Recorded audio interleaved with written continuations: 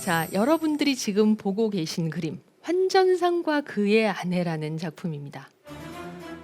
남편인 환전상이 돈을 세고 있고 그의 아내인 여성이 그런 남편의 작업을 바라보고 있는데 이 아내의 표정은 좀 이상할 정도로 열의가 없게 보이죠.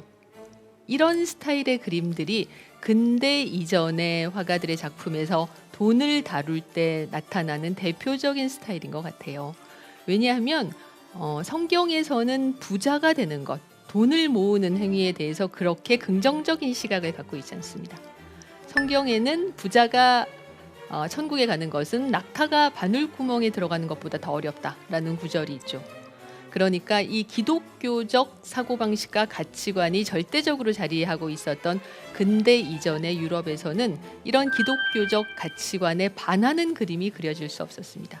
16세기 초반의 플랑드레에서 그려진 퀸텐 마시스의 환전상과 그의 아내에서 이 부부는 자신들의 초상을 그리되 그리고 자신들의 직업을 그림 속에 보여주되 이 직업을 가지고 있지만 그것보다 신앙생활을 더 열심히 한다라는 식의 메시지가 담기기를 원했을 겁니다.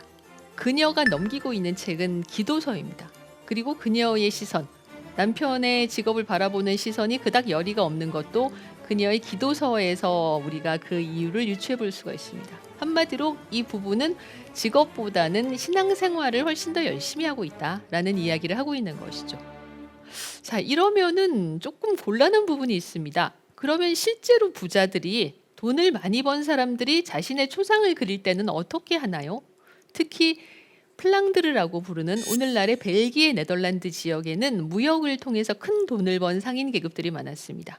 그런 상인 계급들은 자신의 초상화를 그리는 것을 좋아했는데 이 초상화 제작에서 발군의 실력을 보인 인물이 바로 네덜란드의 화가 렘브란트입니다.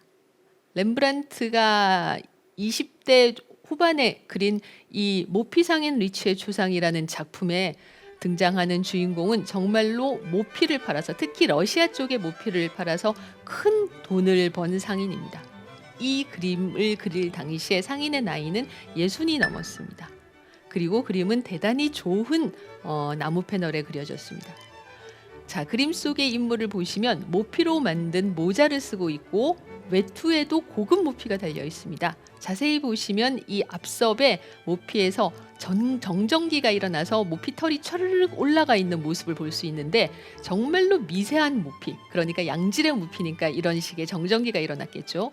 하지만 리츠라는 인물의 얼굴을 보면 그는 좀 지금 피곤해 보여요. 눈은 충혈되어 있고 양미간에 주름이 잡혀 있습니다. 그리고 그림을 보는 이들에게 무언가를 내밀고 있는데 이것은 인보이스 송장입니다. 그 인보이스를 내밀고 있는 상인의 엄지손가락을 보시면 일반적인 사람의 손가락치고는 상당히 두툼한 뭉툭해져 있는 손가락입니다. 한마디로 이 인물은 평생 동안 손가락의 모양이 변형될 정도로 열심히 일을 한 인물입니다. 그렇게 해서 큰 돈을 벌었죠. 그러나 큰 돈을 번 지금까지도 그는 열심히 일을 하고 있습니다. 지금 눈이 빨갛게 충혈된 것, 양미간을 찌푸리고 있는 것은 그가 아마 납기를 맞추기 위해서 밤새워 일을 했다라는 의미일 겁니다. 이렇게 밤새워 일을 해서 그는 약속받은 모피 물품을 다 배에 실었습니다. 그리고 모든 물품의 선적을 마쳤다라는 뜻으로 보는 이에게 인보이스를 내밀고 있는 겁니다. 한마디로 렘브란트는 이 상인의 그림에서 그가 부자인 것을 보여주되 결코 사치하거나 나태하거나 돈을 허투루 쓰는 인물이 아니다라는 점을 보여주고 있습니다. 자, 여기서 우리는 하나의 중요한 힌트를 얻을 수가 있습니다. 과거의 예술가들이 그림에 돈이라던가 부자라는 존재를 그리지 않으려 했던 것은 사실이지만, 그러나 예술가를 움직이는데 예술 작품을 창작하는데 가장 중요한 요소 중에 하나가 자본이라는 점입니다. 당장 이 모피상인 리츠의 초상만 해도 이 리츠라는 부유한 인물이 렘브란트에게 초상을 청탁하지 않았다면 이 그림은 그려지지 않았겠죠. 그리고 당연히 그 초상에 대한 대가로 이 상인은 렘브란트라는 화가에게 적지 않은 돈을 지불했을 겁니다. 이런 식으로 예술과 자본은 과거부터 뗄래야 뗄 수 없는 밀접한 관계에 있었습니다. 그리고 현대 사회에 들어서 이 예술과 자본 사이의 관계는 더욱 가까워지고 있는 것 같습니다. 미술에 대해서 별로 관심이 없는 분들조차도 요즘 들어 미술 작품의 경매가 점점 더 활성화되고 있고, 그리고 유명한 화가의 작품들이 천문학적인 가격으로 경매에서 낙찰받는다는 이야기를 뉴스에서 가끔 들으신 기억이 나실 겁니다. 이런 미술 작품 경매 열풍은 사실 그닥 오래되지 않았습니다. 지금 보고 계시는 화면, 크리스티 런던에서 1987년에 빈센트 반 고흐의 해바라기가 낙찰되고 있는 장면입니다. 이 당시에 낙찰가가 4천만 달러, 우리 돈으로 500억 원이 좀 넘는 가격이었는데요. 이때부터 미술품 경매에 대한 열풍이 불기 시작합니다. 그 전까지는 최고 경매 낙찰가도 150억 원 정도밖에 되지 않았습니다. 그것보다 훨씬 더 비싼 가격으로 미술품이 경매에서 낙찰되기 시작한 겁니다. 이 해바라기가 세운 4천만 달러라는 경매 낙찰가는 같은 해에 같은 화가가 그린 붓꽃이라는 그림이 거의 6천만 달러에 가까운 5,890만 달러에 낙찰되면서 단단히 깨지게 됩니다. 이때부터 고흐 작품에 열풍이 불기 시작하는데요. 이 미술품 경매 열풍에 뛰어든 새로운 세력이 있습니다. 바로 재팬머니, 일본의 자본가들이었죠. 1990년에 있었던 고흐의 작품 닥터 가쉐의 초상 경매 사건은 아직도 미술 애호가들 사이에서 회자되는 화제의 이야기입니다. 고흐가 죽기 2달 전에 그린 이 닥터 가쉐의 초상이 1990년에 경매에서 8,250만 달러, 무려 1,000억 원이 넘는 가격으로 낙찰됐습니다. 이 작품을 산 인물은 일본의 제지회사 사장 사이토 료헤이였어요. 그리고 료헤이는 이 작품을 대중에게 공개하지 않고 자기 혼자서 사적으로 소장하고 있었습니다. 료헤이는 1997년에 세상을 떠났고 그가 운영하던 제지회사는 파산합니다. 그러면 이 그림이 당연히 다시 시장에 나와야 하는데 끝끝내 이 그림은 다시 시장에 나오지 않았습니다. 그래서 한간에는 료헤이가 유언으로 내가 죽을 때 이 그림을 가져가겠다라고 이야기를 했다는 그런 오싹한 소문이 돌기도 했어요. 왜냐하면 일본에서는 죽고 나면은 대부분의 경우 화장을 하지 않습니까? 만약 이 사이토 료헤이가 이 그림을 죽을 때 가져갔다라고 이야기했다면 이 그림은 혹시 료헤이와 함께 화장돼서 잿더미가 되지 않았을까요? 생각만 해도 너무 오싹한 그런 가설인데 다행히 그렇게 되지는 않았을 것 같습니다. 공개되지 않은 사실이지만 이 그림은 1997년에 료헤이의 사망과 함께 비공개 경매에 다시 붙여졌다고 합니다. 그러나 당시에 이 그림의 소유주도 세상을 떠나고 그의 제지회사가 파산 상태에 있었기 때문에 그림은 1990년 낙찰가보다 상당히 떨어진 가격으로 다시 경매에 붙여졌다고 하고 아마도 오스트리아의 사업가가 이 작품을 현재 소장하고 있는 것으로 추측되고 있습니다. 이 닥터 가쉐의 초상이 세운 8,250만 달러라는 경매가는 그로부터 14년 동안 깨지지 않다가 2004년에 피카소의 작품에 의해서 그 기록이 깨지게 됩니다. 현재 경매 시장에서는 일본의 자본은 많이 물러간 상태이지만 중국과 중동의 신흥 자본이 그 자리를 채우고 있어서 여전히 경매의 열기는 엄청나게 뜨겁습니다. 고흐를 비롯해서 피카소나 또 모딜리안이나 잭슨 폴록, 고갱, 뭉크 같이 우리가 그 이름만 들어도 알 수 있는 유명한 화가들의 작품이 경매에서 특히 인기가 있는데요. 예를 들면 지금 보고 계시는 모딜리아니의 누워있는 나무라는 작품은 2015년에 1억 7천만 달러, 우리 돈으로 2천억 원이 넘는 가격으로 낙찰됐습니다. 이 그림을 사들인 그 인물은 아마도 중국의 자본가로 추측됩니다. 공식 경매보다 놀랍게도 비공식 경매에서 그림의 낙찰가가 더 비싸죠. 예를 들면은 넌 언제 결혼해? 라는 이 고갱의 작품은 비공식 경매에서 3억 달러 전후의 가격으로 낙찰된 것으로 알려져 있습니다.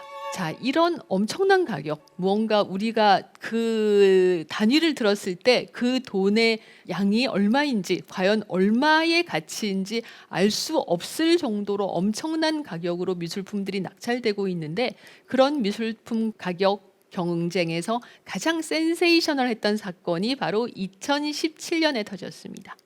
다빈치의 세상의 구원자 예수라는 작품이 무려 4억 5천만 달러에 낙찰이 됐습니다. 우리 돈으로는 거의 6천억 원에 가까운 그런 천문학적인 금액으로 낙찰이 됐는데, 이 그림은 2013년에 처음으로 경매되었을 때 1억 2,700만 달러에 낙찰이 됐던 인물입니다. 그런데 4년 사이에 4배 이상 가격이 상승한 거예요. 그림을 산 사람은 우리도 그 이름을 익히 알고 있는 사우디의 빈살만 왕세자입니다. 이 그림을 2013년에 1억 2천만 달러에 사들였다가 2017년에 다시 경매에 붙인 인물은 러시아의 재벌 리볼로블레프입니다. 리볼로블레프가 이 그림을 살 때 우리 돈으로 1,600억 원 정도의 돈을 내고 이 그림을 샀을 때까지만 해도 이 그림에 대해서는 이야기가 상당히 많았습니다. 일단 이 그림이 정말 다빈치의 그림인가? 라는 부분에 대해서 사람들이 잘 확신하지 못하고 있는 상태였어요. 다빈치는 평생 동안 완성한 그림이 18점밖에 되지 않습니다. 그는 너무나도 바쁜 무기를 제조하고 지도를 그리고 인체를 해부하느라고 그리고 연극을 제작하고 음악을 작곡하느라고 너무 바쁜 인물이었기 때문에 그림을 그리는데 쓸 수 있는 시간이 얼마 되지 않았고, 그나마 한 점의 그림을 그리는데 3, 4년 이상 시간에 걸렸던 너무나도 오랫동안 그림을 그리는 화가였습니다. 그래서 그가 남긴 완성작은 18점밖에 되지 않는데 2011년에 런던 내셔널 갤러리에서 열린 레오나르도 밀라노의 궁정화가라는 다빈치 특별전에서 이 그림이 센세이셔널하게 나타났습니다. 그때까지 공개되지 않았던, 감추어졌던 다빈치의 작품이다 라고 내셔널 갤러리 측은 발표했고, 전시가 개막되기 전에 전시회의 모든 티켓이 다 팔렸습니다. 그러면 이 그림은 왜 다빈치의 그림인데 지금까지 공개되지 않았을까요? 그리고 이 그림은 정말 다빈치의 그림이 맞을까요? 자, 이 그림의 어떤 진위는 일단 2005년에 2명의 미국 달러가 영국에서 이 그림을 $10,000에 사들였습니다. 그리고 이 그림을 5년에 걸쳐서 복원하면서 많은 전문가들의 자문을 들어서 과연 이 그림이 정말 다빈치의 그림일 가능성이 있는가부터 되짚어 나가기 시작합니다.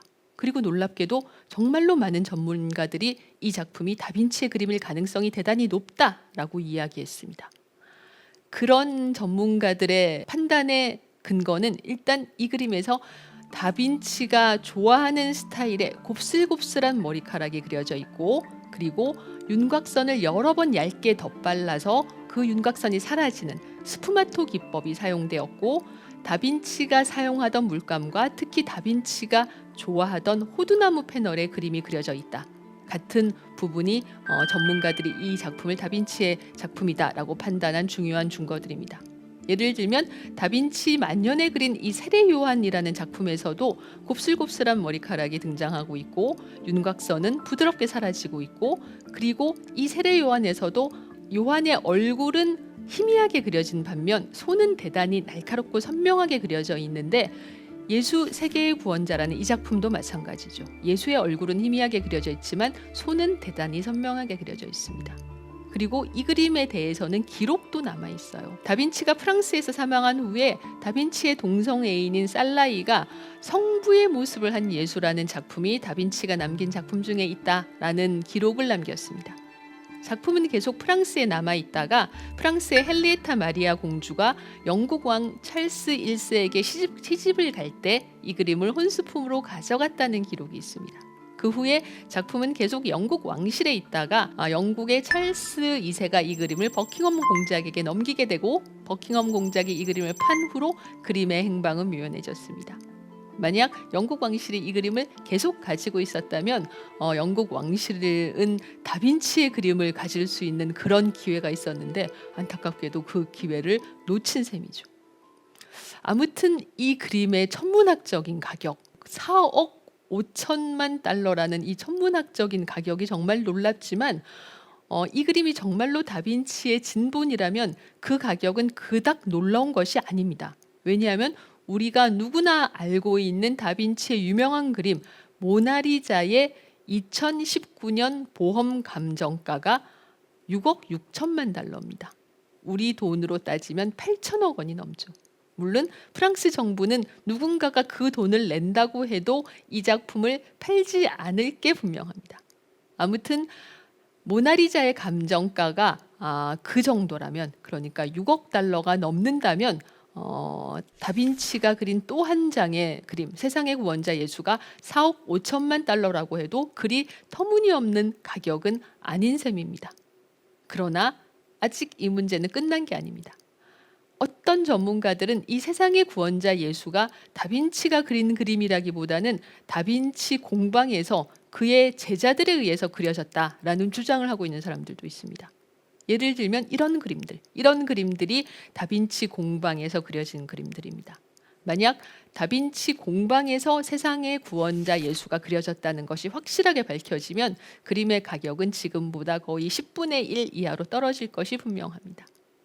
아무튼 2013년에 최초의 세상의 구원자 예수 경매에서 러시아의 리볼로 블레프가 이 그림을 한화로 1,600억 원 정도 주고 샀을 때도 그런 이야기가 있었습니다. 만약 이 그림이 다빈치 공방에서 그려졌다면 이 그림의 가격은 가치는 그 10분의 1은 150억 원도 되지 않는다라는 이야기가 있었습니다.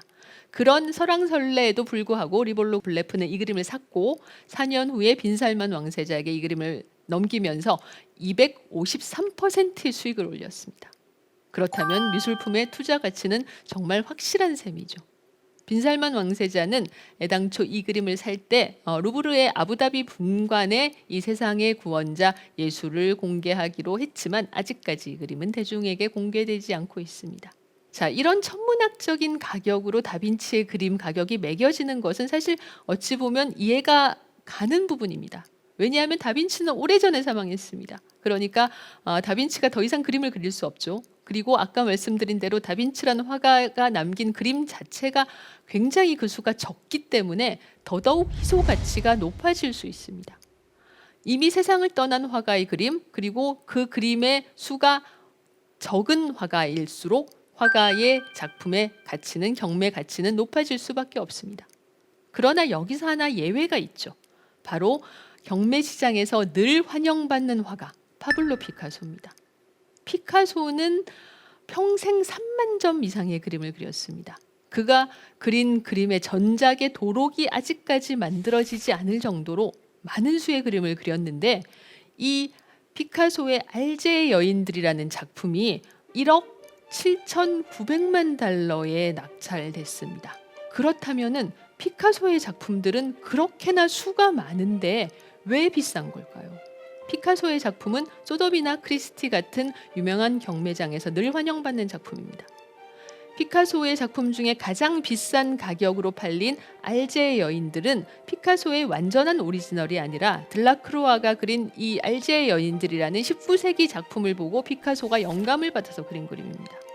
알제의 여인들을 피카소는 여러 점 그렸는데 경매에서 낙찰된 이 1955년 알제의 여인들은 그 중에서 O 버전이라고 합니다. 알파벳으로 A, B, C, D, E, F, G가 있으면 그 중에 O 버전이니까 상당히 많은 알제의 여인들을 그렸다는 점을 알 수가 있습니다.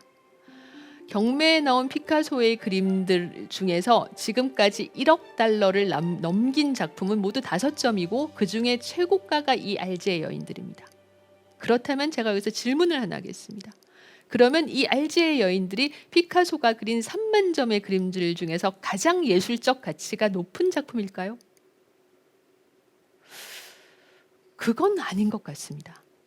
여러 피카소의 작품들이 있지만 피카소의 작품들 중에서 가장 높은 예술적 가치를 인정받는 작품들은 대개 이 아비뇽의 여인들을 그림으로써 입체파의 시작을 알린 1907년부터 독일 공군의 민간인 폭격에 항의해서 피카소가 7주 만에 그렸다는 대작 게르니카 사이에 있을 겁니다. 대강 잡아도 30년입니다. 아니면 그것보다 조금 더 넓게 잡으면 입체파를 시작하기 전에 피카소가 청색시대 또는 장미시대에 그렸던 1900년대 초반의 그림들도 포함될 수 있겠죠.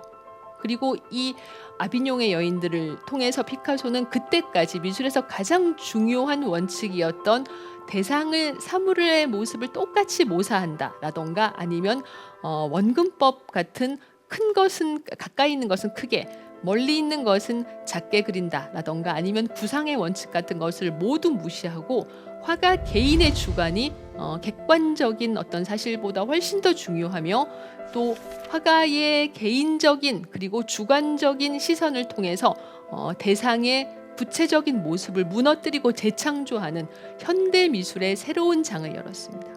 이때부터 천재 피카소의 눈부신 활동이 시작됩니다. 그러니까 피카소라는 인물은 자신의 천재성을 거의 30년이나 40년 이상 발휘한 그야말로 전무후무한 인물인 것은 확실하죠. 그러나 알제의 여인들을 그릴 때를 생각해보면 1955년의 피카소는 아무리 생각해도 그 전성기를 지난 후의 인물입니다. 그리고 이때쯤 되면 우리는 피카소 개개인의 작품보다 피카소라는 개인에 대해서 훨씬 더 많이 궁금해하고 훨씬 더 많이 알게 된 시점이었던 것 같아요. 말하자면 피카소는 이때쯤 되면 화가이자 동시에 셀레브리티였습니다. 우리는 20세기의 많은 화가들의 이름을 알고 있지만 그래도 20세기를 대표하는 화가라고 하면 가장 먼저 떠오르는 인물은 피카소일 겁니다. 피카소가 구상의 세계를 해체해서 추상이라는 새로운 세계를 만들었을 때 유럽의 컬렉터들보다는 러시아나 미국의 컬렉터들이 그의 그림에 더 열광했습니다. 그리고 그의 그림이 너무나도 혁명적이기 때문에 우리는 지금도 잘 알지 못하는 그림, 무언가 알쏭달쏭한 그림을 보면 이 그림은 피카소의 그림 같군 이라고 이야기합니다. 한마디로 그는 새로운 화가, 혁신의 대명사, 현대 미술의 대표와도 같은 인물입니다. 그리고 그의 작품들은 정말로 그 수가 많고, 그리고 소더비나 크리스티 같은 대표적인 딜러들이 그의 그림을 사고 팝니다. 그러면 피카소는 말하자면 주식시장의 우량주 같은 존재인 거예요. 그림을 샀다가 나중에 더 비싼 가격으로 팔 수 있으려면 그림의 수가 적은 것보다는 많은 것이 차라리 유리합니다. 그리고 소더비나 크리스티 같은 큰 화제를 불러일으킬 수 있는 딜러의 경매장에서 팔 수 있는 그림들입니다. 피카소라는 이름은 너무나도 유명하기 때문에 그 누구도 그 이름의 가치에 대해서는 의문을 제기하지 않습니다. 실제로 2002년에 뉴욕대 경영대학원의 두 교수가, 메이와 모제스라는 두 교수가 1875년부터 2002년까지 경매에 붙여진 10,000점 이상의 그림들의 가격을 분석해서 한 점의 작품을 사고 팔 때 그 작품의 컬렉터가 얼마나 많은 이익을 얻을 수 있는지를 계산해 봤습니다. 피카소의 그림은 연 9%의 수익을 올릴 수 있다고 해요. 그리고 이 메이 모제스 지수가 2002년에 만들어졌으니까 그 이후로 피카소의 작품에 대한 경매 열풍이 붙었기 때문에 아마 그 지수는 지금 2002년보다 훨씬 더 상승했을 겁니다. 결과적으로 피카소의 작품이 1,000억 원 이상의 가치를 갖고 있고 또 1억 달러 이상으로 낙찰되고, 이런 것은 이 작품의 예술적 가치 못지않게 이 작품의 투자 가치에 부호들이 자신의 주머니를 열었다라고 볼 수 있는 것이죠. 그렇다면은 지금처럼 현대에 들어서 미술품의 가치가 이렇게 예술적 가치 못지않게 투자 가치에 사람들이 주목하던 때보다 훨씬 옛날, 과거에는 미술 작품의 가격은 어떠했을까요? 과거에는 미술 작품들이 훨씬 쌌을까요? 자, 이런 질문을 한번 해봅시다. 자, 미술품을 한 점의 그림을 완성시키는 데는 그 작품의 재료비가 필요하고, 그리고 두 번째로 화가의 노력에 주는 공임이 필요합니다. 과거에는 이 두 재료비와 공임 중에서 지금은 공임이 훨씬 비쌀 겁니다. 그러나 과거에는 화가의 수고비인 공임보다 재료비가 훨씬 더 비쌌습니다. 왜냐하면 과거에는 모든 미술품을 창작하기 위한 재료, 일단 나무판부터가 질이 좋은 나무를 구해서 도제들이 여러 번 깎고 미츠를 하면서 평평한 나무판을 만들어야 했습니다. 그리고 물감도 없죠. 우리가 알고 있는 튜브에 들어있는 물감, 이런 것들은 과거에는 상상할 수도 없었습니다. 모든 물감은 다 원료를 구해서 그 원료를 갈아서 만들어야 하는 것이었어요. 그러니까 그 원료를 구하는 것 자체가 대단히 힘들고 그 원료 자체가 비싼 경우도 많았습니다. 이런 이유로 재료비가 비쌌기 때문에 과거에도 우리가 생각하는 것보다 그림값은 결코 싸지는 않았습니다. 쌀 수가 없었죠. 자, 그러면 비싼 재료는 뭐가 있을까요? 지금 보고 계시는 조토의 페루지아 성당 재단화에서 이 작품의 성인들의 뒷배경은 무엇으로 메워져 있습니까? 이것은 바로 금입니다. 진짜로 금이에요. 우리가 목걸이나 반지를 만드는 그 귀금속인 금입니다. 그러면 금이 녹아서 이렇게 칠을 했을까요? 그렇진 않습니다. 금은 금속이기 때문에 아무리 온도를 올려도 녹지는 않아요. 대신 금은 무한정 얇게 펴지는 성질을 가지고 있습니다. 그러니까 우리가 귀금속을 만들어서 정교하게 세공을 해서 목걸이도 만들고 팔찌나 반지도 만들 수 있는 거겠죠. 과거의 화가들은 금화를 계속 두드려서 얇게 폈습니다. 지금의 종이보다 우리가 쓰고 있는 티슈 정도의 두께까지 아주 얇게 편 다음에 목판 위에다가 기름을 바른 진흙을 발랐습니다. 그래서 이런 점성이 있는 흙 위에 얇게 펴진 금박을 붙이고 살살살살 문질러서 주름을 폈습니다. 너무 얇게 펴진 금이기 때문에 문지를 때 세게 문지르면 찢어질 위험이 있습니다. 그래서 조약돌 같은 무른 돌이나 아니면 개의 이빨을 써서 문질렀다고 합니다. 이렇게 해서 금이라는 진짜 귀금속이 재료로 들어갔으니까 그림은 당연히 비쌌겠죠. 그러면 왜 금을 재료로 한 그림을 화가들이 그렸나 하면 이 중세의 그림은 절대 다수가 성당에 걸려 있는 성화들입니다.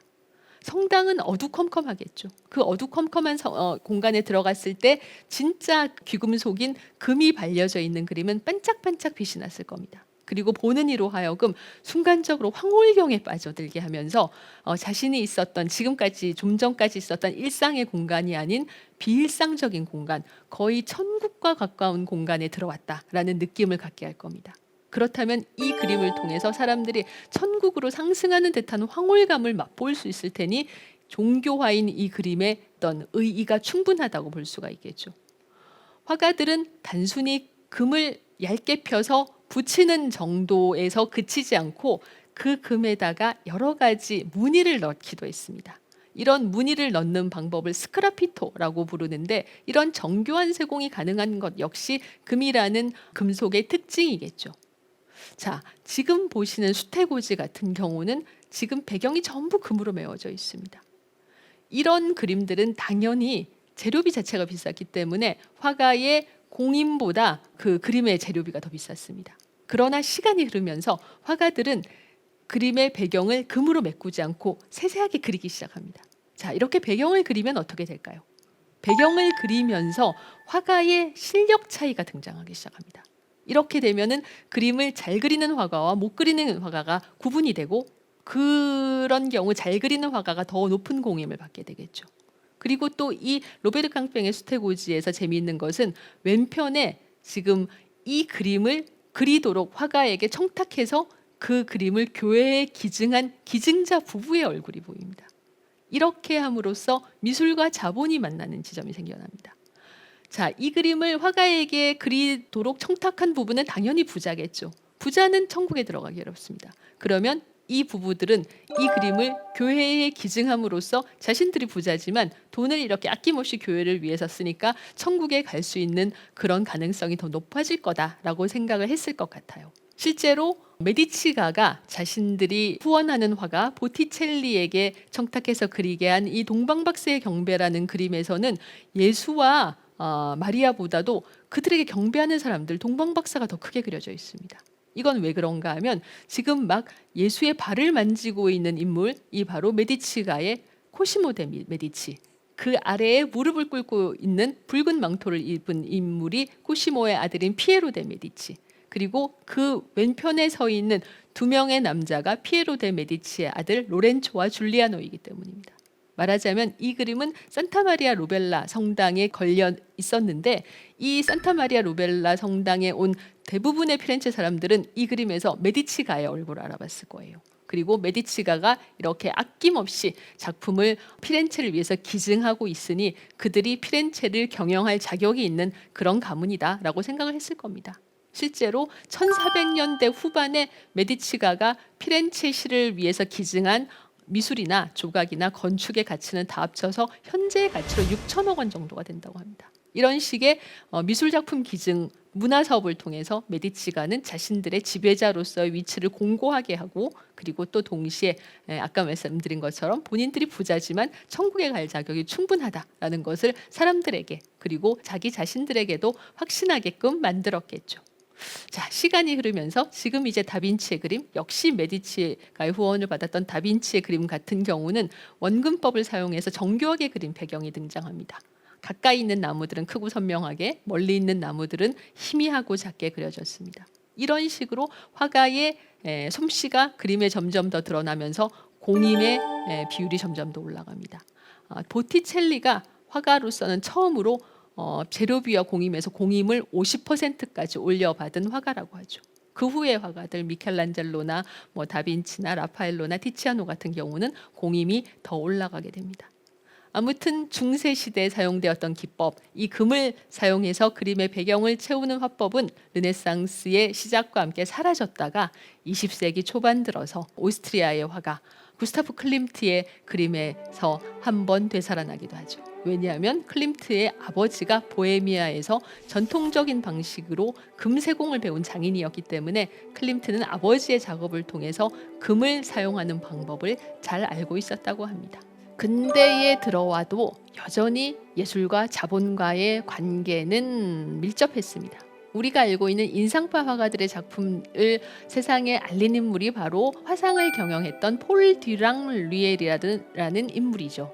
이 폴 듀랑 류엘은 인상파 화가들, 모네나 마네나 르누아르 같은 화가들의 그림들을 대량으로 사들였습니다. 그때까지만 해도 1870년대의 일인데, 이때까지만 해도 인상파 화가들의 작품은 시장에서 거의 인정을 받지 못했지만 듀랑 류엘은 이들 그림에서 새로운 가능성을 봤죠.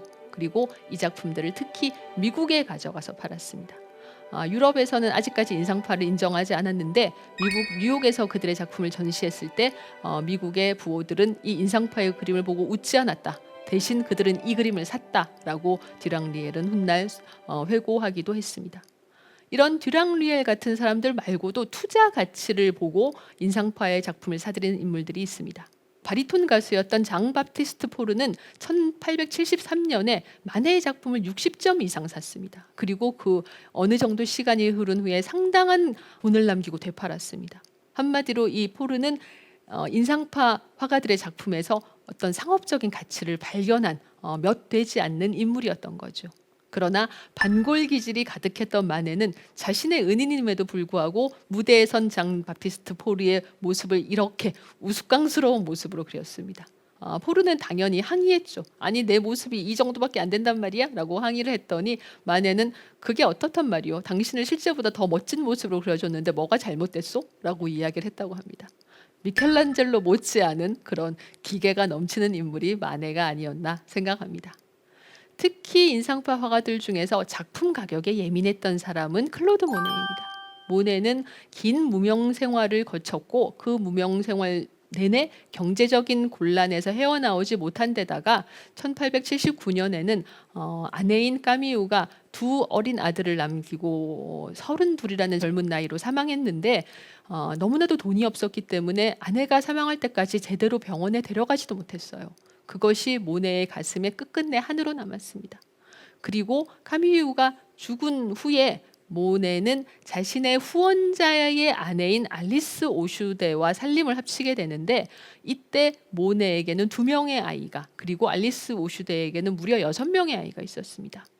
당시만 해도 여성이 직업을 갖는다는 것을 상상하기 어려운 시절이었기 때문에 모네는 삽시간에 8명의 아이를 부양해야 하는 상황이 되었습니다.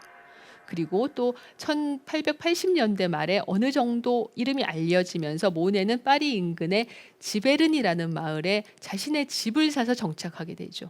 이 지베르니의 모네의 집은 지금도 모네 기념관이 되어 있고 정원이 이렇게 크게 넓고 정원에는 연못도 있습니다. 당연히 땅값도 그렇게 싸지 않았을 테고 또 집값도 어느 정도는 됐을 겁니다. 여기에 대해서 잔금도 지불해야 되는데 스라에는 8명의 아이가 있습니다.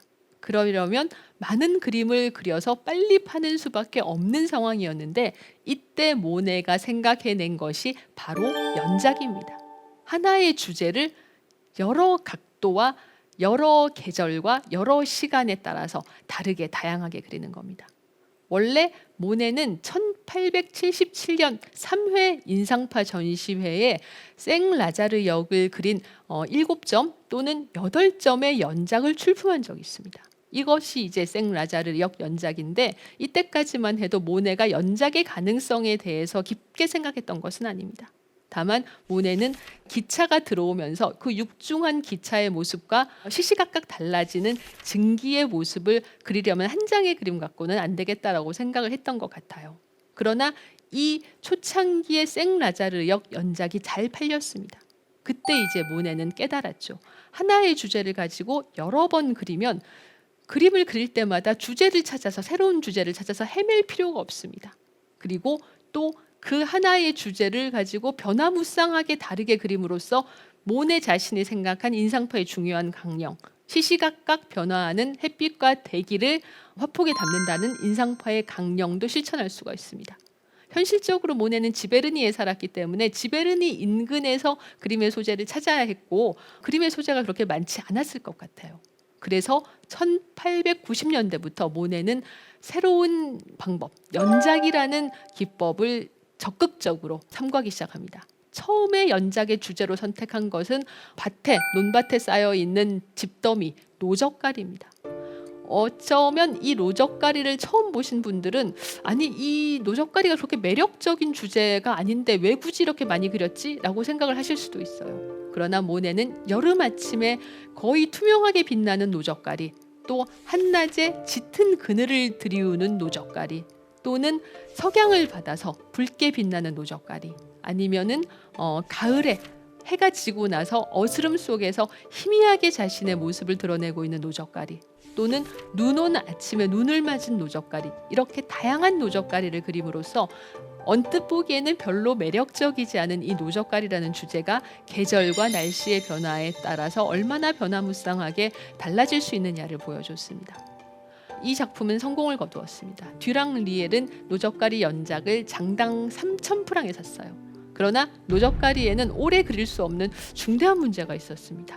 어느 날 아침에 모네가 일어나서 지베르니 집 바깥으로 나가보니까 농부들이 노적가리를 다 실어가 버린 거예요. 삽시간에 그림을 그릴 대상이 없어졌습니다. 당황한 모네는 노적가리 말고 좀 더 오래 한자리에 붙어 있을 수 있는 주제를 택해야 연작을 그릴 수 있겠구나 라고 판단하고 강변에 나가서 포플러를 그렸습니다. 이 포플러는 나무가 움직이지 않으니까 당연히 오래 있을 수 있을 거라고 생각했지만 모네의 생각과는 또 달랐습니다. 어느 날 강변의 목재업자들이 포플러를 다 베어가 버린 거예요. 그래서 나무도 움직일 수 있구나 라는 사실을 모네는 깨닫게 됩니다. 이 포플러 연작도 성공을 거두었습니다. 듀랑 리엘은 장당 4,000프랑의 이 포플러 연작을 샀습니다. 아무튼 나무보다 더 움직이지 않는 것을 그려야 연작으로 오래 그릴 수 있겠다라고 판단하고 모네는 루앙 성당을 그리게 됩니다. 모네의 작품들 중에 이렇게 건축물이 그림의 대상이 된 경우는 별로 많지 않은데 이 루앙 성당을 그리겠다고 결심을 한 것은 아마도 포플러 나무가 베어지고 나서 모네가 좀 심적 타격을 입었던 것 같아요. 노적가리와 포플러에 이어서 루앙 성당이라는 새로운 연작에서 모네는 푸른 안개에 쌓여서 빛나는 루앙 성당이나 아니면 색깔을 거의 쓰지 않고 아침의 안개 속에 희미하게 그 모습을 드러내고 있는 루앙 성당이나 또는 햇빛 아래서 선명하게 그림자를 보여주고 있는 루앙 성당, 또는 석양을 맞으면서 석양의 황혼의 빛으로 노랗게 빛나는 루앙 성당, 흐린 날에 푸르게 그 실루엣을 드러내고 있는 루앙 성당 같은 다양한 성당을 그렸습니다. 이 루앙 성당은 모네에게 정말로 어려운 과제였지만 한 번은 모네가 아내인 알리스에게 이런 편지를 보냈습니다.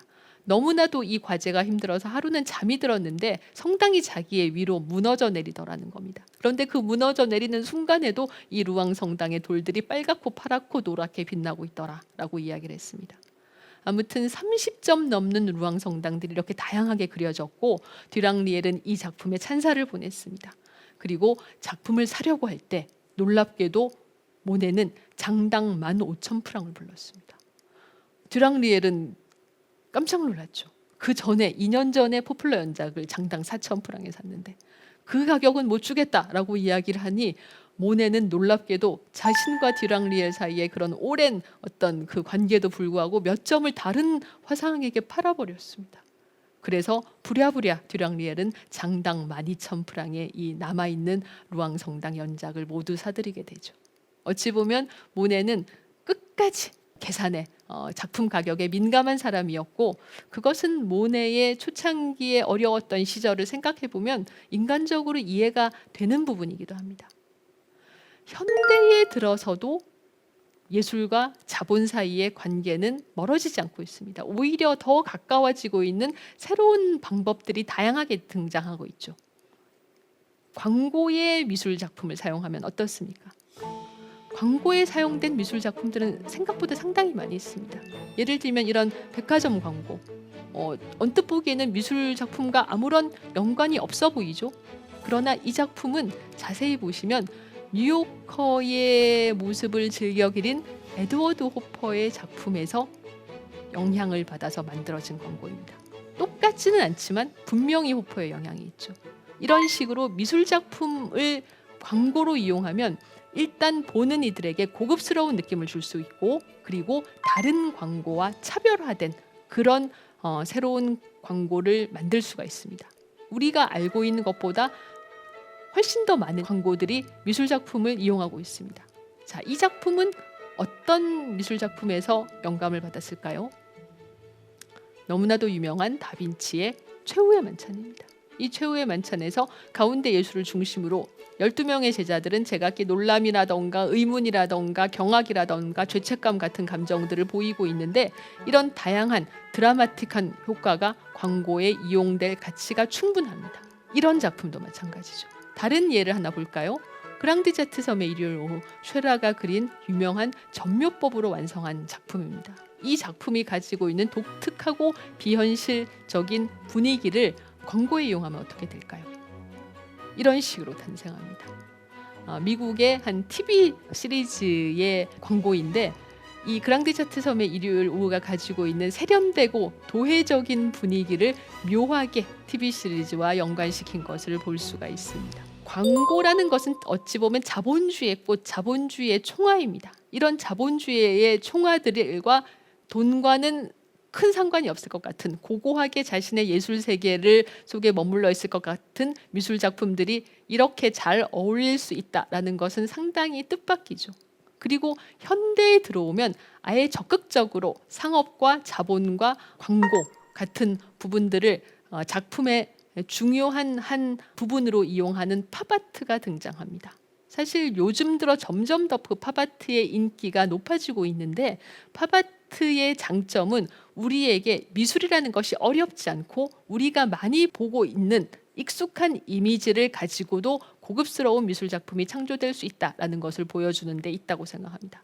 우리가 팝아트라고 하면 흔히 앤디 워홀을 먼저 떠올리는데, 이 팝아트는 뜻밖에도 미국이 아니라 영국에서 태어났습니다. 영국의 화가인 리처드 해밀턴이 그린 무엇이 현대의 가정을 매력적으로 만드는가라는 1950년대 작품이 최초의 팝아트 작품입니다. 여기서 화가는 육체미를 자랑하고 있는 그런 남성 광고 모델을 가운데에 세워놓고 여러 가지 상업적인 작품들, 소파라던가 축음기라던가 테이블이라던가 TV 같은 광고 이미지를 다 잘라서 그림에 붙였습니다.